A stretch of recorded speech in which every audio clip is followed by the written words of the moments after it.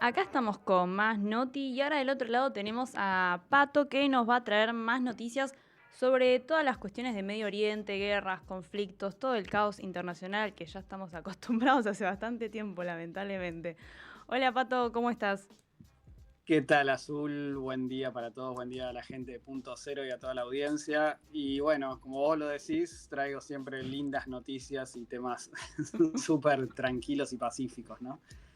Este, bueno, para arrancar un poco digamos, la maratón de hoy, se cumplen 4 años de la guerra entre Rusia y Ucrania. Ya sí, 4 años de esta devastadora guerra que lo único que ha traído es muerte, caos, destrucción, todo lo que uno se puede imaginar de lo peor de lo que ha sacado esta guerra. Y obviamente ha iniciado hacia el futuro una nueva era de guerra, ¿no? La posmodernidad de la guerra en lo que tiene que ver con la guerra de los drones, con bueno, toda esta guerra tecnológica que se ha ido viendo durante estos años.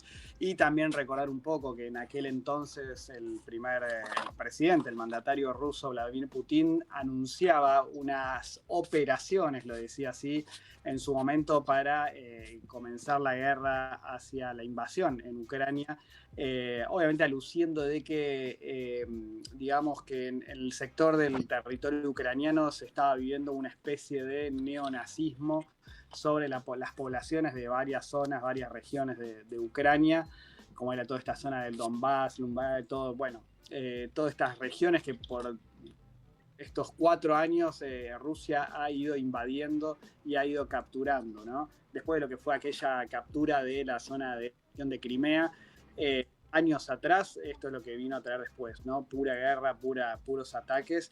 Y bueno, en los últimos meses, desde el año pasado, ya se ha estado viendo que también Europa ha querido avanzar digamos, ha querido avanzar también en la recuperación de los territorios ucranianos, diciendo que Ucrania no podía quedar sola, que Ucrania es parte de Europa y que Europa tiene que intervenir. Recordemos que también las amenazas de Rusia para la OTAN eran que, bueno, que si intervenía iba a haber también unas represalias de manera fulminante acerca de lo que era el uso de las armas nucleares. Y en los últimos días, en las últimas semanas, ha vuelto a ponerse sobre el escritorio, digamos, que Francia y Alemania y Reino Unido ven con buenos ojos de alguna forma cederle armas nucleares a Ucrania, lo que pondría cada vez más peligro a la humanidad, ¿no? Ya ni siquiera hablamos de peligro en esa región, sino que peligro a la humanidad con lo que podría ser el uso de estas armas, porque Rusia también ha advertido desde el otro lado que en caso de que, bueno, si la OTAN o si las armas nucleares estaban en manos de Ucrania, ellos iban a contestar directamente no solo a Ucrania, sino que también directamente al Reino Unido, a Alemania y a sus aliados, ¿sí? Así que bueno, todo es muy difícil, la situación es muy compleja. Recordemos que siempre han habido conversaciones sobre lo que podría pasar, de cuándo se termina la guerra, pero nunca hay un avance real acerca de poner fin a esta situación. Lo que también se está acrecentando es que, bueno, Ucrania en los últimos días ha avanzado sobre algunos territorios, ha obtenido alrededor de casi 100 kilómetros en territorios que vuelven a ser parte de Ucrania. Y esto también hace que, bueno, el ejército ruso vuelva con una contraofensiva sobre las posiciones ucranianas. Y bueno, las imágenes que nosotros vemos todos los días, los drones, toda la utilización de esta nueva tecnología es impresionante. Así que bueno, el panorama a 4 años de la guerra ha sido muerte, muerte, destrucción. Y bueno, no hay mucha esperanza de que en un corto plazo esta guerra llegue a terminar, más allá de las reuniones y los deseos de paz de Trump y demás, que también se ha metido de lleno en esta guerra. Pero bueno, al momento y al día de hoy tenemos que decirte que esta situación no es fácil para nadie.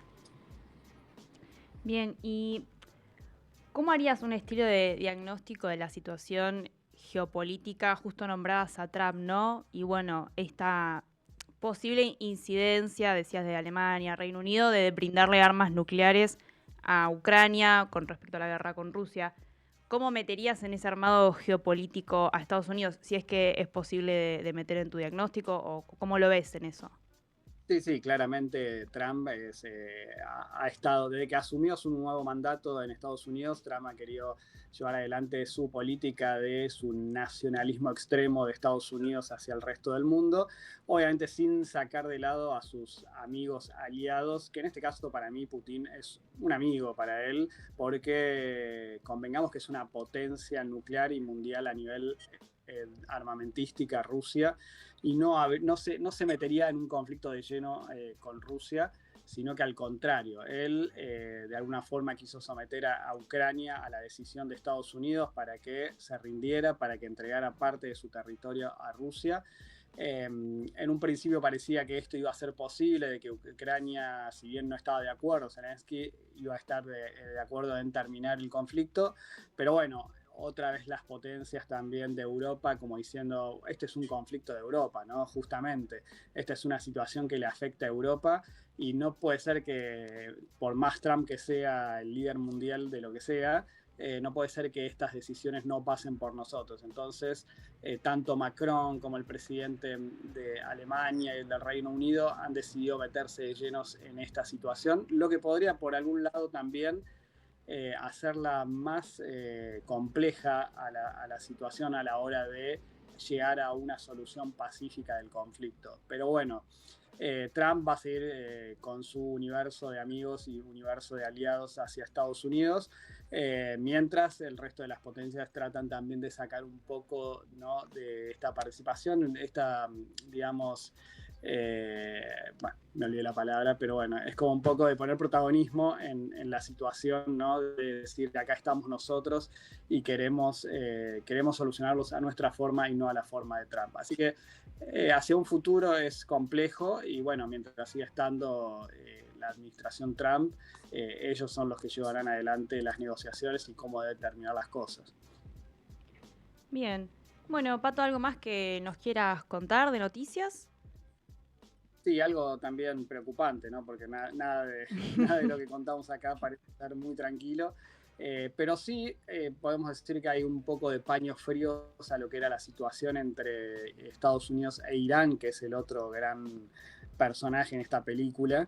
Que bueno, que hace unos días habíamos dicho que era inminente también el ataque sobre Irán, pero bueno, China, justamente el otro aliado de Rusia, ha estado ayudando muchísimo a lo que a Irán y a la logística, ¿no?, de todo lo que es a nivel satelital las ubicaciones de los aviones de Estados Unidos, las ubicaciones de los portaaviones de Estados Unidos y todos los movimientos en tiempo real de la flota estadounidense, lo que ha hecho un poco también sumar un poco de preocupación en el lado estadounidense a la hora de llevar adelante un ataque. También hay que decir que si bien Trump quiere hacer algún tipo de incursión en Irán, desde el Pentágono también hay como unos tironeos entre las fuerzas militares de Estados Unidos diciendo que no es conveniente. Así que bueno, esto se ha demorado un poco y se ha puesto un poco de paño frío en esta situación, pero bueno, supuestamente otra vez que este fin de semana podría haber alguna respuesta por parte de Trump, que en los papeles sería una respuesta no a gran escala, digamos, a nivel militar, pero sí contra estos objetivos. Pero bueno, habrá que esperar como siempre los fines a ver qué pasa con este avance de Estados Unidos sobre Irán. Bueno, Pato, gracias por otro viernes de información con toda la Y data las geopolítica. últimas, les dejo una noticia más que Ah, fue en dale. las últimas horas. Esta guerra que se ha iniciado entre Pakistán y Afganistán, justamente, ¿no? Pakistán, uno de los países también que tiene nucleares, y que, bueno, en las últimas horas el ejército de los talibanes de Afganistán ha incursionado en las ciudades fronterizas de Pakistán y ha matado 40 soldados y tiene en su poder algunos rehenes, por lo que el Estado pakistaní ha decidido entrar en guerra plena contra el Estado talibán en Afganistán. Así que bueno, también ahí un poco de la mirada a ver qué puede llegar a pasar en esa región, que obviamente Pakistán dice que los talibanes están obviamente ayudados por el Estado de la India, que es su otro enemigo en la región. Así que bueno, habrá que ver cómo se lleva adelante ese conflicto, ¿no? Bien, y nos estarás informando, como todos los Exacto. viernes. Muy bien. Bueno, Pato, te mandamos un saludo muy grande acá a todo el equipo del Noti y por supuesto de Punto Cero.